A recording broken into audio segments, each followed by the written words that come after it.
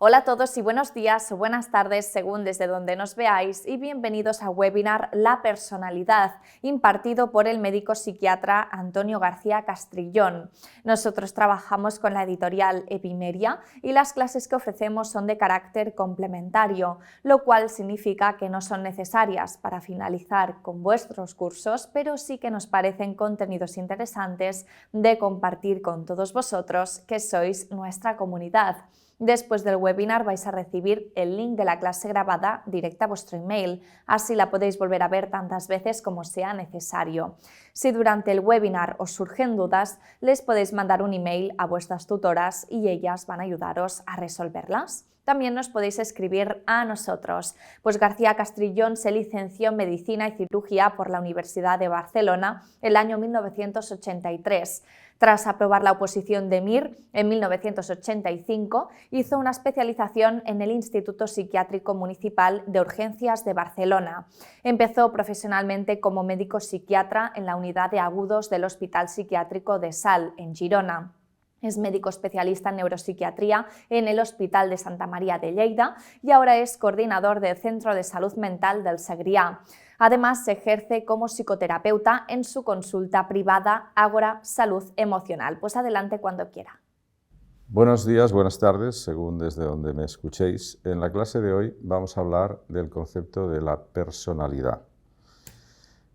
Como siempre, empezaremos intentando definir el concepto y, sobre todo, la etimología y el origen de la palabra. ¿Qué significa personalidad? Pues viene de la antigua Grecia, de la palabra prosopón, que significa máscara. Pro es delante y opos es la cara. Y se refiere a la máscara que utilizaban los antiguos griegos en el teatro, que solían salir los actores siempre con una máscara que mostraba una expresión emocional, como veis en esta figura. Quiero hacer un matiz sobre el concepto de la palabra persona, porque de ahí también deriva la palabra personalidad. Perdón, de la palabra personalidad tiene la misma raíz que la palabra persona y la palabra personaje. Entonces podemos decir que una sociedad está formada por individuos, esto sería un concepto cuantitativo, son muchos individuos, pero cada individuo es una persona. Este ya sería un concepto cualitativo que determina ya la idiosincrasia y la particularidad de cada uno de estos individuos que conforman esa sociedad. Entonces, hay muchas definiciones, encontraréis muchísimas definiciones de lo que es la personalidad. Pero de todas ellas yo he extraído esta que es un poco de mi salsa, que para mí creo que es la que mejor da a entender lo que es la personalidad. Yo digo que es un patrón que predice cómo pensamos, sentimos y actuamos ante cada circunstancia. ¿Qué significa esto? Si imaginemos que este muchacho de la foto que se llama Pedro y yo digo, yo conozco muy bien a Pedro, quiere decir, yo sé cuál es la personalidad de Pedro. ¿Y qué estoy diciendo con esto? Estoy diciendo que si a mí me dicen que a Pedro le ha pasado determinada cosa, ha tenido determinada experiencia, yo, como digo, conozco la personalidad de Pedro, sé cómo habrá pensado cuando le ha pasado eso, sé cómo habrá sentido, qué habrá sentido, qué emociones habrá experimentado y intuyo cómo habrá actuado. Si yo puedo predecir eso, estos tres aspectos que ya sabemos de otras clases, que es la esencia, ¿no? Pensar, sentir y actuar. Si yo puedo predecir de una persona determinada cómo va a pensar, sentir y actuar ante una determinada experiencia, puedo decir que conozco su personalidad. A mí me sirve esta definición y espero que a vosotros también os pueda servir. Voy a matizar lo que significan estos tres conceptos, porque muchas veces se utilizan casi de forma como sinónimos, pero exactamente no lo son. Son los conceptos de personalidad, temperamento y carácter. El temperamento es algo que tiene mucho que ver con la genética, la biología. Es algo bastante heredado, nos viene heredado de nuestra base genética. Y eso hace que eso sea bastante más estable a lo largo del tiempo. Se empieza a manifestar desde la primera infancia y se acaba de configurar hacia el final de la adolescencia. Recordad de otras clases que la adolescencia es ese periodo que va desde la pubertad, cuando empiezan los cambios físicos y hormonales del individuo, de la persona, hasta más o menos al final de los 22, 24 años, que es cuando acaba de madurar el lóbulo prefrontal, que es lo que nos distingue del resto, básicamente del resto de los mamíferos. Condiciona básicamente la personalidad. Claro, según esa genética que tú has heredado, pues, tendrás más predisposición a una personalidad determinada, incluso a unas ciertas trastornos de la personalidad.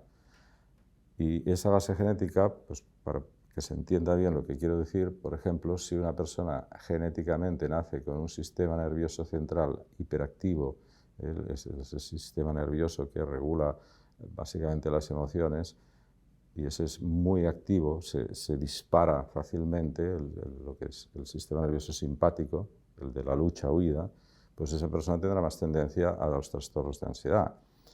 O otra persona que tiene niveles bajos de activación del córtex prefrontal, que es ese que nos permite controlar nuestros impulsos y gestionar bien nuestras emociones, pues tendrá más tendencia, si eso es ese frenador de los impulsos está hipoactivado genéticamente, pues tendrá más tendencia a ser una persona extrovertida. Y así podríamos hablar incluso también de aspectos como el propio género, es decir, ya sabemos, hombres y mujeres tienen básicamente diferencia genética en el gen XY, el hombre, XX la mujer, y ya intuimos todos que ya por defecto las mujeres ya tienden a un temperamento algo básicamente diferente al de los hombres. Por ejemplo, los hombres con predominio de la testosterona pues tienen más tendencia a la agresividad, más impulsivos, etc. Las mujeres, por predominio de los estrógenos, pues serán más tendencia a ser más sentimentales o más maternales que los varones. Y el carácter, ¿qué es? Sería el carácter, sería como las influencias ambientales. Hablamos, cuando decimos influencias ambientales, quiere decir las experiencias que tenemos en la vida, la sociedad en la que estamos inmersos, la cultura a la que pertenecemos, todo eso, cómo influye en el temperamento, en esa base biológica, genética con la que nacemos.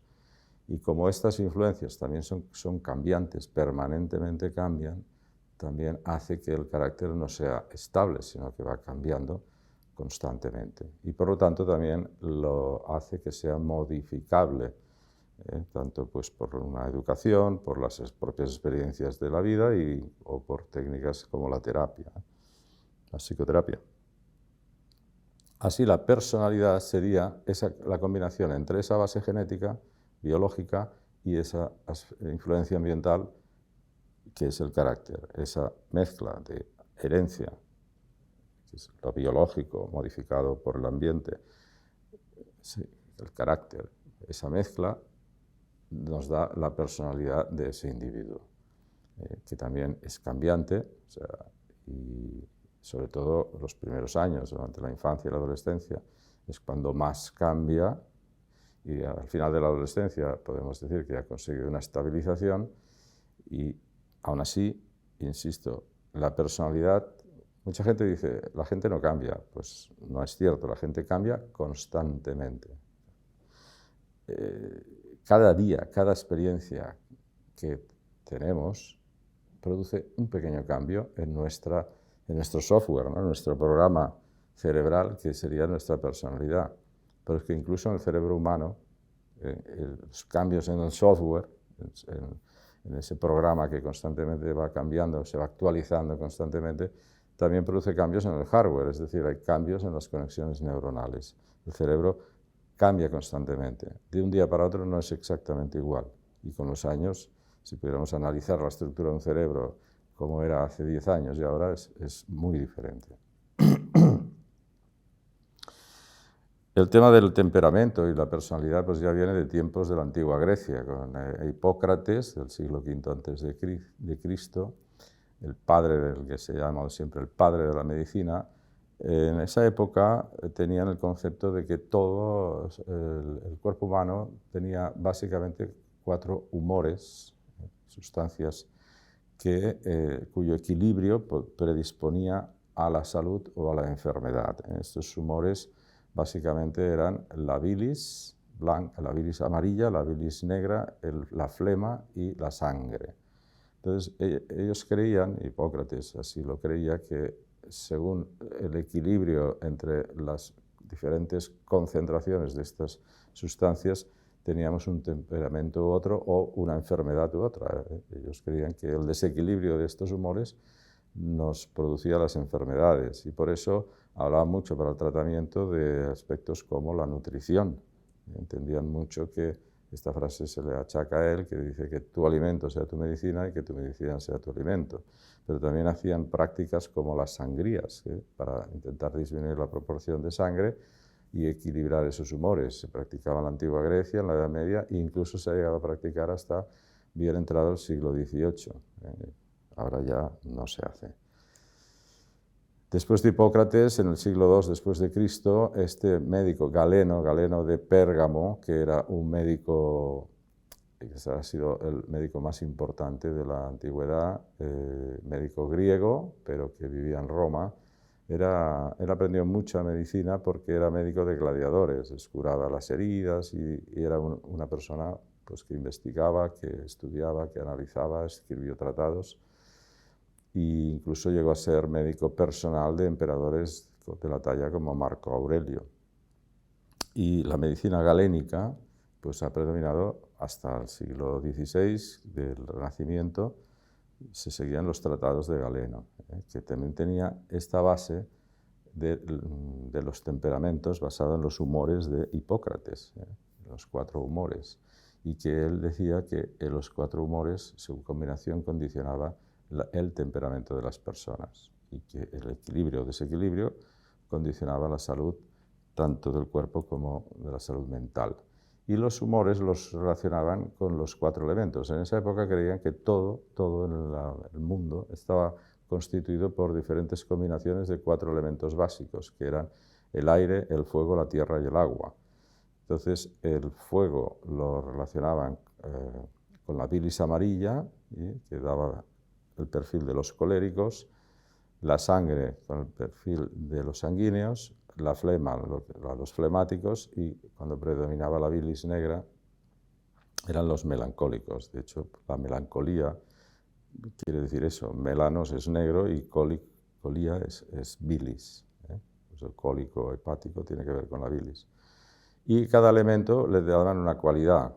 El fuego y el aire eran calientes, el aire y el agua eran húmedas, el agua y la tierra eran frías y la tierra y el fuego eran secos. Entonces, también eso lo asociaban con los diferentes temperamentos. Y así estos 4 básicos temperamentos, los coléricos eran personas más o menos poco tolerantes, más propensos a estresarse, pero de voluntad fuerte. Y los sanguíneos, personas más sentimentales, más optimistas, más emocionales. Los flemáticos, gente, podríamos decir, fría, muy indiferentes, muy calmados, que se alteran poco, muy racionales, pausados. Y los melancólicos, pues como decíamos, la melancolía, depresivos, somnolientos, apáticos y pausados también. Y sobre este modelo, en la primera mitad del siglo XX, este psiquiatra, Kretschmer, estableció su modelo constitucional que tiene mucho que ver con esa teoría de la medicina griega de Hipócrates, y él hablaba de que el genotipo, los genes y el ambiente constituyen el fenotipo. ¿Sabéis? Fenotipo es lo que heredas, los genes, pero el ambiente, cómo hace que esos genes se manifiesten en mayor o menor medida, acaba produciendo el fenotipo. Para entender esto, siempre se alude a lo que es 2 gemelos univitelinos que tienen exactamente la misma genética, sobre todo si se han criado en ambientes diferentes, cuando son adultos son bastante diferentes, incluso hasta físicamente. Eso es el fenotipo. Y eso da una constitución física, y él decía pues, que esa constitución física, fruto del genotipo y el ambiente, condiciona el temperamento de las personas y condiciona la tendencia mayor o menor a las enfermedades o trastornos psiquiátricos.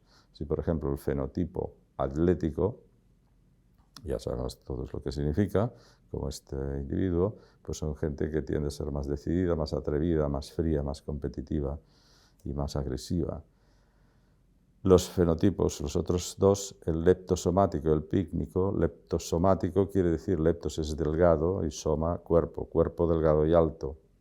Y el pícnico es el cuerpo más bien bajito y que predominan las dimensiones horizontales, más bien rechoncho, obeso.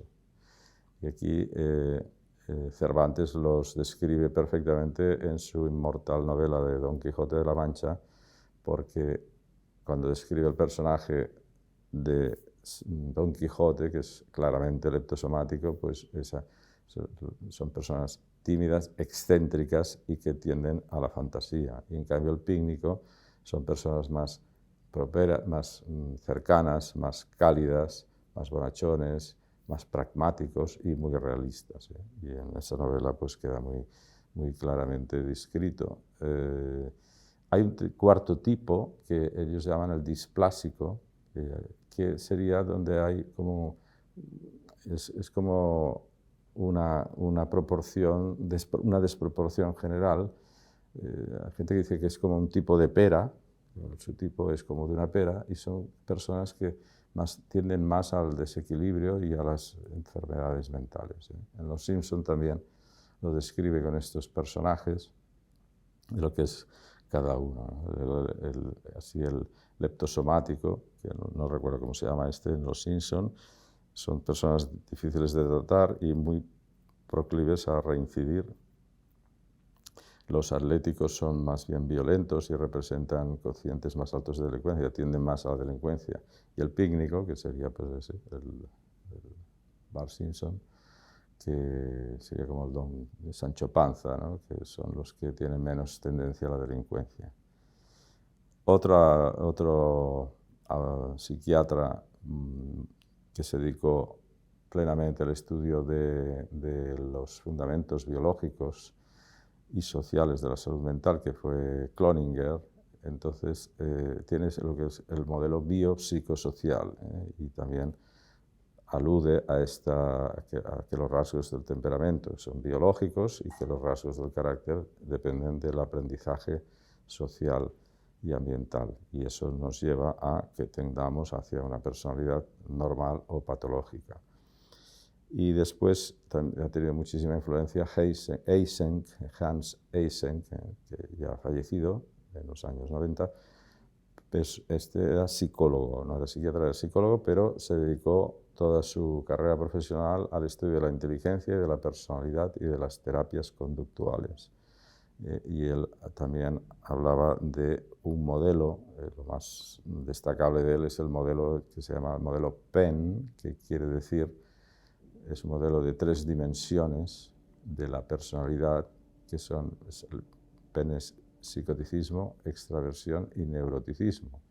El modelo de Eysenck de neuroticismo quiere decir, digamos que cada dimensión pues, tiene un extremo y el contrario.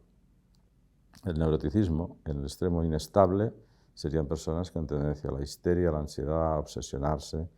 El inestable serían personas ecuánimes, calmadas, que tienen mucho más control emocional. En la dimensión extraversión-introversión, los extravertidos son pues, una persona extrovertida, ya sabéis, sociable, impulsiva, desinhibida, vital, optimista, y los introvertidos pues, más pasivos, poco sociables, más reservados, más pesimistas. Y la otra dimensión es el nivel mayor o menor de psicoticismo, que un psicoticismo extremo serían personas antisociales, más agresivos, extravagantes, con predisposición a las enfermedades tipo psicosis y los trastornos de personalidad que en otra clase analizaremos. Así, él describe este modelo tridimensional, es como las 3 dimensiones del espacio, alto, ancho, profundo, y podemos decir que cada uno de nosotros, cada persona que existe en el mundo, estaría en algún punto de este espacio tridimensional, según el componente que tenga de psicoticismo o que tenga de introversión, que tenga de estabilidad, de neuroticismo. Cada uno sería una especie de cóctel de diferentes grados de cada una de estas tres dimensiones. Así que la posibilidad de personalidades en este modelo pues es infinita, infinita. Y destaco, que insistiré mucho, que el tema de la personalidad es dimensional, no es categórica. Es decir, no existen neuróticos y estables o introvertidos y extrovertidos. Eso serían categorías, sería un pensamiento absoluto, blanco, negro. No, no, todo es una escala de diferentes grados. Es una dimensión más o menos. Es como ser alto o bajo, no hay altos y bajos, hay diferentes alturas. O ser negro o blanco de piel, pues entre el negro más profundo y el blanco más destacado, pues hay todos los tonos posibles. ¿Y la personalidad cómo se estudia? Pues los análisis de la personalidad suelen hacerse los psicólogos con los llamados test de personalidad. Los test de personalidad lo que evalúan es, tanto por un lado, intenta describir la personalidad que tiene ese individuo, como por otro, qué rasgos de psicopatología pueda tener. Se utilizan mucho en terapia, en temas de selección de personal, en psiquiatría y psicología forense, para describir las personalidades de potenciales delincuentes. El más famoso es el MMPI, que es el inventario multifásico de Minnesota. Se llama Minnesota Multiphasic Inventory Personality Inventory, que hay, bueno, es un test muy largo. Inicialmente el original tenía 567 preguntas en las que te hace una frase y tú tenías que contestar si era así, verdadero o falso, si sí o si no. Y luego en 2008 salió la versión resumida, que, bueno, resumida entre comillas, porque tiene 330 preguntas. Se tiene que pasar supervisado por un psicólogo y valora pues diferentes rasgos, ¿no? Como la hipocondría, depresión, histeria, etcétera, ¿no? Como veis aquí en esta foto, y al final se hace un perfil. Según puntúas más, puntúas menos. Aquí insisto, en estas dos rayas más destacadas estarían la media estadística, lo que podríamos decir la normalidad. Pues esta persona de este perfil pues destaca creo que es en psicosis o psicoastenia, y puntúa abajo en hipocondría o depresión, no lo veo muy bien. Pero bueno, eso nos daría una idea de la personalidad de este individuo. Otro que es mucho más rápido, el 16PF, valora 16 aspectos de la personalidad y se pasa mucho más rápido y se utiliza también muchísimo en clínica. Hay muchísimos más de test, muchísimos, pero estos son quizás los más conocidos y los más utilizados. Y para finalizar, quiero hacer solamente esta reflexión e insistir. No hay dos personas iguales, igual que no hay dos personas iguales en lo físico, no hay dos personas iguales en lo psíquico. Y que el tema de la personalidad es dimensional. Todos somos una mezcla. Entonces, cuando decimos esta persona es tal tipo, pues queremos decir que predominan esos rasgos, pero no quiere decir que no tenga otros. Y que la personalidad es nuestra herramienta, nuestro instrumento para relacionarnos y para adaptarnos a la vida. Entonces, una personalidad bien desarrollada, con una buena base genética para tener un temperamento adecuado, sea una persona que se adapte bien y que tenga éxito en la vida. Y insisto que el éxito quiere decir pues, que sea una persona feliz, que sea una persona, lo que llamamos, normal. Y con esto acabo esta clase de hoy. Muchas gracias por vuestra atención y hasta la próxima clase, que la haremos de los trastornos de la personalidad. Gracias.